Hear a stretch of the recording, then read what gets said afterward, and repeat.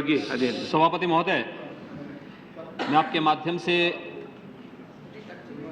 श्री अमरनाथ जी की पवित्र यात्रा के संबंध में सरकार का ध्यान आकर्षित करना चाहता हूं कि प्रतिवर्ष व्यास पूर्णिमा से श्रावण पूर्णिमा तक 2 माह तक अमरनाथ की पवित्र यात्रा चलती है, जिसमें देश विदेश से हिंदू श्रद्धालु पवित्र अमरनाथ की गुफा में भगवान के दर्शन करता है। और इस वर्ष लगभग 8 से 10 लाख श्रद्धालुओं के अमरनाथ जाने की संभावनाएं हैं।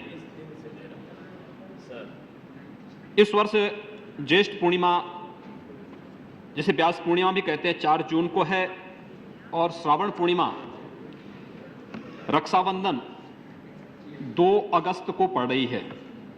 तो नियमतः यह यात्रा 4 जून से 2 अगस्त तक होनी चाहिए, लेकिन श्री अमरनाथ श्राइन बोर्ड के अध्यक्ष के नाते जम्मू कश्मीर के महामहिम राज्यपाल ने 2 महीने की यात्रा की अवधि को घटा करके मात्र 39 दिन कर दिया है। महोदय, 2009 से पहले ये यात्रा 60 दिनों की होती थी और इस संबंध में 2004 में जम्मू कश्मीर उच्च न्यायालय के माननीय न्यायाधीश जस्टिस कोहली ने भी यह निर्णय दिया था कि यात्रा कम से कम 60 दिन होनी चाहिए। आखिर 8 से 10 लाख श्रद्धालु मात्र 39 दिन में इस यात्रा को कैसे कवर कर पाएंगे, जबकि श्राइन बोर्ड एक दिन में मात्र 10,000 श्रद्धालुओं को बमुश्किल वहां पर यात्रा कराने की सुविधा उपलब्ध करा पाता है। इसलिए जम्मू कश्मीर की सरकार सीधे सीधे हिंदुओं के धार्मिक स्वतंत्रता का जो अधिकार है, उसके संवैधानिक अधिकार से उसे वंचित करके उसकी आस्था के साथ खिलवाड़ कर रही है। बहुत दुख की बात है। जब अमरनाथ की यात्रा के लिए महोदय हम जाते हैं तो 2 मार्ग हैं।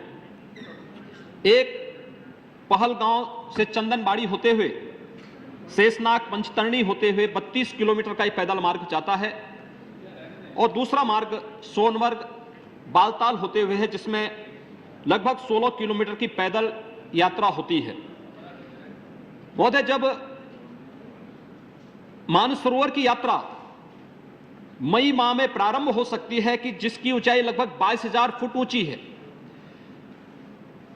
केदारनाथ की यात्रा अप्रैल माह में शुरू होकर के 6 माह तक चल सकती है, तो फिर 13,500 फुट की ऊंचाई पे स्थित श्री अमरनाथ जी की पवित्र गुफा के दर्शन करने की अनुमति 2 माह के लिए सरकार क्यों नहीं देती है?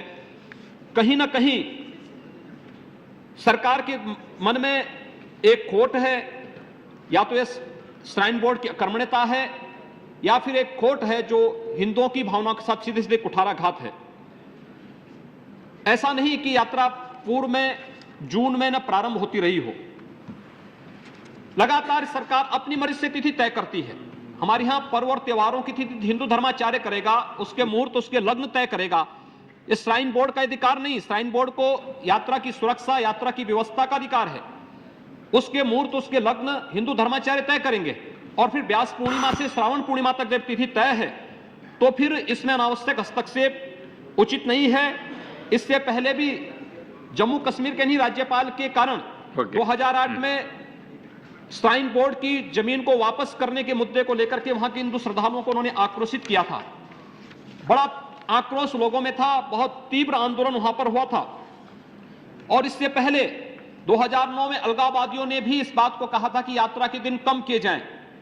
अगर आज ये शंका पैदा हो रही है कि राज्यपाल अलगाववादियों के दबाव में कार्य कर रहे हैं, तो अनावश्यक नहीं, क्योंकि पूर्व में इस प्रकार के कार्य उनके द्वारा किया जा चुका है। मैं आपके माध्यम से केवल सरकार से अनुरोध करना चाहूंगा कि यात्रा को 60 दिन यथावत रखा जाए। दूसरा, अमरनाथ श्राइन बोर्ड का पुनर्गठन किया जाए। इसमें 70% कर्मचारी हिंदू धर्मावलंबी नहीं है। कोई भी धार्मिक बोर्ड में उस धर्म से जुड़े हुए अनुयायी उस बोर्ड के मेंबर होते हैं, कोई अन्य नहीं। जिनकी उस बोर्ड के प्रति अनास्था हो वह उसमें सदस्य नहीं हो सकते। लेकिन दुर्भाग्य से अमरनाथ श्राइन बोर्ड में इस प्रकार के सदस्य हैं। एक उसका पुनर्गठन करके हिंदू धर्मावलंबियों को, हिंदू धर्माचार्यों को उसमें स्थान दिया जाए। दूसरा, पहलगांव और बालताल में 15 से 20 हजार यात्रियों को रोकने की व्यवस्था के लिए विश्रामालय की व्यवस्था दी जाए, क्योंकि